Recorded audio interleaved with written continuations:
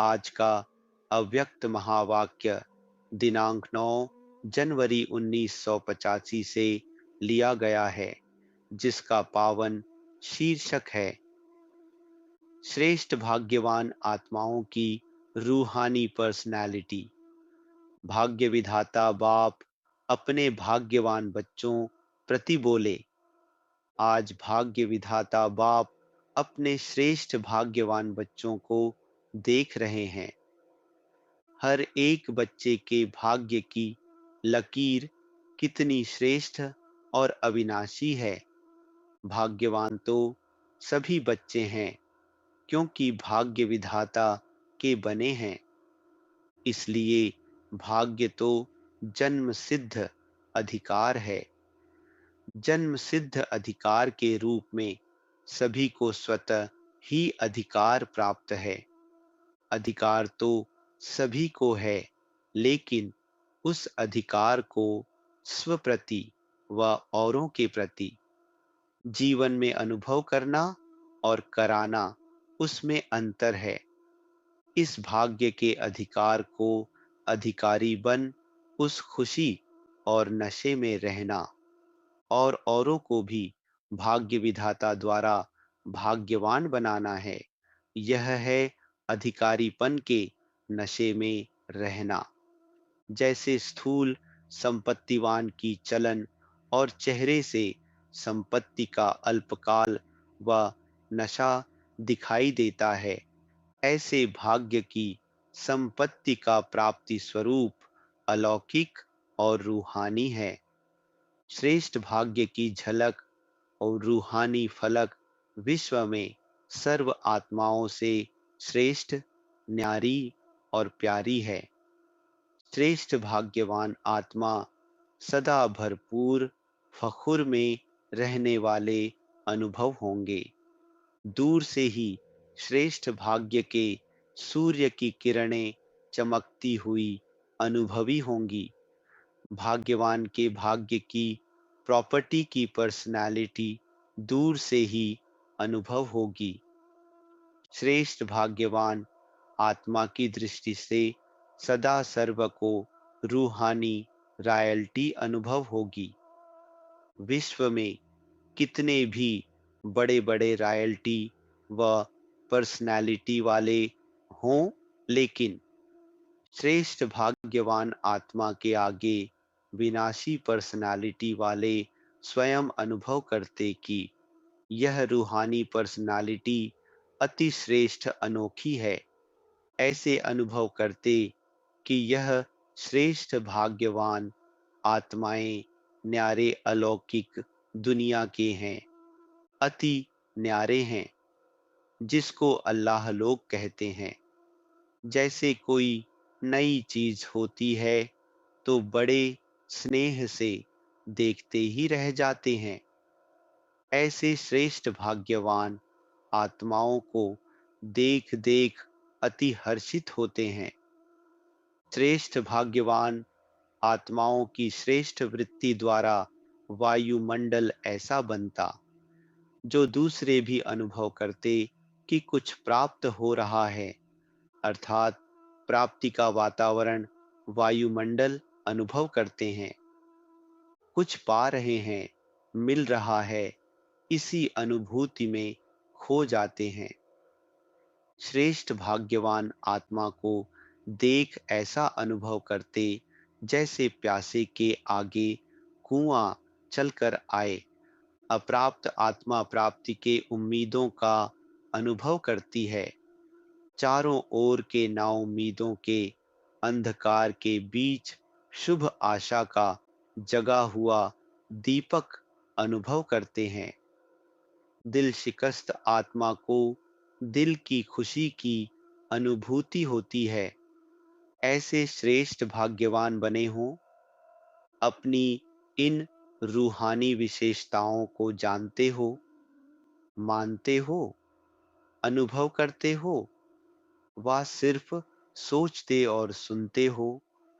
चलते फिरते इस साधारण रूप में छिपे हुए अमूल्य हीरा श्रेष्ठ भाग्यवान आत्मा को कभी स्वयं भी भूल तो नहीं जाते हो, अपने को साधारण आत्मा तो नहीं समझते हो। तन पुराना है, साधारण है, लेकिन आत्मा महान और विशेष है। सारे विश्व के भाग्य की जन्म पत्रियाओं देख लो। आप जैसी श्रेष्ठ भाग्य की लकीर किसी की भी नहीं हो सकती है। कितनी भी धन से संपन्न आत्माएं हों, शास्त्र के आत्मज्ञान के खजाने से संपन्न आत्माएं हों, विज्ञान के नॉलेज की शक्ति से संपन्न आत्मा हो, लेकिन आप सबके भाग्य की संपन्नता के आगे वह क्या लगेंगे? वह स्वयं भी अभी अनुभव करने लगे हैं कि हम बाहर से भरपूर हैं, लेकिन अंदर खाली है, और आप अंदर भरपूर हैं, बाहर साधारण हैं। इसीलिए अपने श्रेष्ठ भाग्य को सदा स्मृति में रखते हुए समर्थपन के रूहानी नशे में रहो। बाहर से भले साधारण दिखाई दो, लेकिन साधारणता में महानता दिखाई दे, तो अपने को चेक करो। हर कर्म में साधारणता में महानता अनुभव होती है। जब स्वयं स्वयं को ऐसे अनुभव करेंगे, तब दूसरों को भी अनुभव कराएंगे। जैसे और लोग कार्य करते हैं, ऐसे ही आप भी लौकिक कार्य व्यवहार ही करते हो। वह अलौकिक अल्लाह लोग होकर कार्य करते हो। चलते फिरते सभी के संपर्क में आते यह जरूर अनुभव कराओ, जो समझें कि इन्हों की दृष्टि में चेहरे में न्यारापन है, और देखते हुए स्पष्ट समझ में न भी आए, लेकिन यह क्वेश्चन जरूर उठे कि यह क्या है, यह कौन है। यह क्वेश्चन रूपी तीर बाप के समीप ले ही आएगा। समझा? ऐसे श्रेष्ठ भाग्यवान आत्माएं ही हों। बाप दादा कभी कभी बच्चों के भोलेपन को देख मुस्कराते हैं। भगवान के बने हैं, लेकिन इतने भोले बन जाते हैं जो अपने भाग्य को भी भूल जाते हैं। अपने आप को कोई भूलता है? बाप को कोई भूलता है? तो कितने भोले हो गए। 36 जन्म उल्टा पाठ इतना पक्का किया, जो भगवान भी कहते कि भूल जाओ तो भी नहीं भूलते, और श्रेष्ठ बात भूल जाते हैं। तो कितने भोले हो। बाप भी कहते, ड्रामा में इन भोलों से ही मेरा पार्ट है। बहुत समय भोले बने, अब बाप समान मास्टर नॉलेजफुल, मास्टर पावरफुल बनो। समझा? अच्छा। सदा श्रेष्ठ भाग्यवान, सर्व को अपने श्रेष्ठ भाग्य द्वारा भाग्यवान बनने की शक्ति देने वाले, साधारणता में महानता अनुभव कराने वाले, भोले से भाग्यवान बनने वाले, सदा भाग्य के अधिकार के नशे में और खुशी में रहने वाले, विश्व में भाग्य का सितारा बन चमकने वाले, ऐसे श्रेष्ठ भाग्यवान आत्माओं को भाग्य विधाता बाप दादा का याद प्यार और नमस्ते। मधुबन निवासी भाई बहनों से अव्यक्त बाप दादा बोले। मधुबन निवासी अर्थात सदा अपने मधुरता से सर्व को मधुर बनाने वाले, और सदा अपने बेहद के वैराग्य वृत्ति द्वारा बेहद का वैराग्य दिलाने वाले, यही मधुबन निवासियों की विशेषता है। मधुरता भी अति और वैराग्य वृत्ति भी अति। ऐसे बैलेंस रखने वाले सदा ही सहज और स्वतः आगे बढ़ने का अनुभव करते हैं। मधुबन की इन दोनों विशेषताओं का प्रभाव विश्व में पड़ता है। चाहे अज्ञानी आत्माएं भी हैं, लेकिन Madhuban light house, might house है। तो लाइट हाउस की रोशनी कोई चाहे न चाहे, लेकिन सबके ऊपर पड़ती है। जितना यहाँ का यह वाइब्रेशन होता है, उतना वहाँ समझते हैं कि यह कुछ न्यारे हैं। चाहे समस्याओं के कारण, चाहे सरकमस्टांस के कारण, चाहे अप्राप्ति के कारण, लेकिन अल्पकाल की भी वैराग वृत्ति का प्रभाव जरूर पड़ता है। जब आप यहाँ शक्तिशाली बनते हो, तो वहाँ भी शक्तिशाली कोई न कोई विशेष बात होती है। यहाँ की लहर ब्राह्मणों के साथ साथ दुनिया वालों पर भी पड़ती है। अगर विशेष निमित्त बने हुए थोड़ा उमंग में आते और फिर साधारण हो जाते, तो वहाँ भी उमंग में आते फिर साधारण हो जाते हैं। तो मधुबन एक विशेष स्टेज है। जैसे उस स्टेज पर कोई भाषण करने वाला है या स्टेज सेक्रेटरी है, अटेंशन तो स्टेज का रखेगा ना, या समझेगा यह तो भाषण करने वाले के लिए है। कोई छोटा सा गीत गाने वाला या गुलदस्ता देने वाला भी होगा, तो भी जिस समय वह स्टेज पर आएगा, तो उसी विशेषता से, अटेंशन से आएगा। तो मधुबन में किस भी ड्यूटी पर रहते हो, अपने को छोटा समझो या बड़ा समझो, लेकिन मधुबन की विशेष स्टेज पर हो।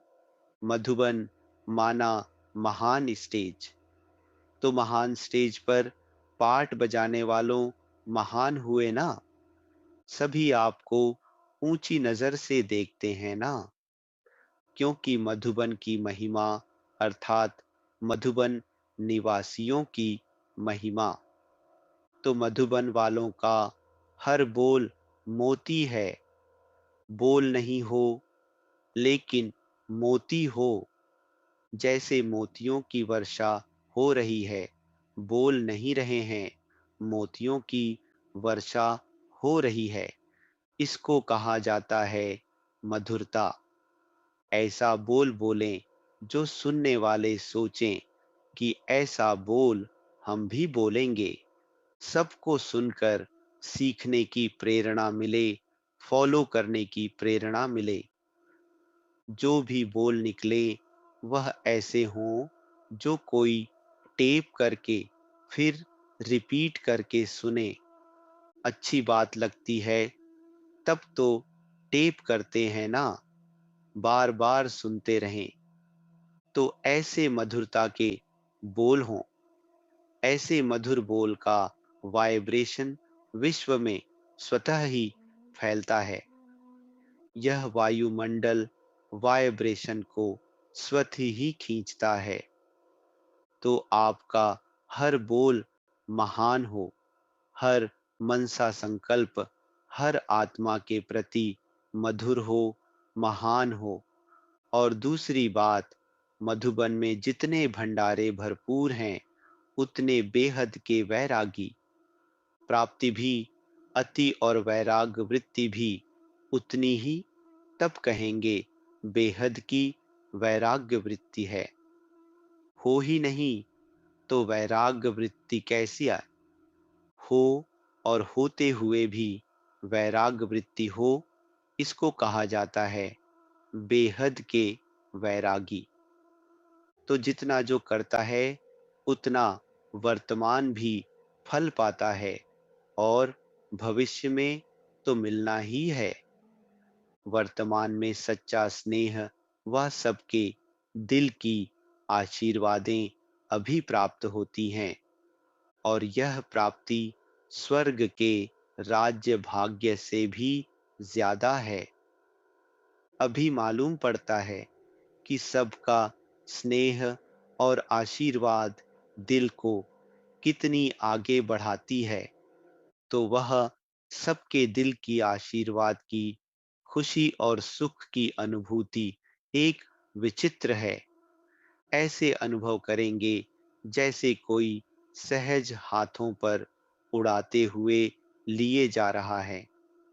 यह सर्व का स्नेह और सर्व की आशीर्वाद इतना अनुभव कराने वाली है। अच्छा, इस नए वर्ष में सभी ने नया उमंग उत्साह भरा संकल्प किया है ना? उसमें दृढ़ता है ना? अगर कोई भी संकल्प को रोज रिवाइज करते रहो, तो जैसे कोई भी चीज पक्की करते जाओ तो पक्की हो जाती। तो जो संकल्प किया उसे छोड़ नहीं दो।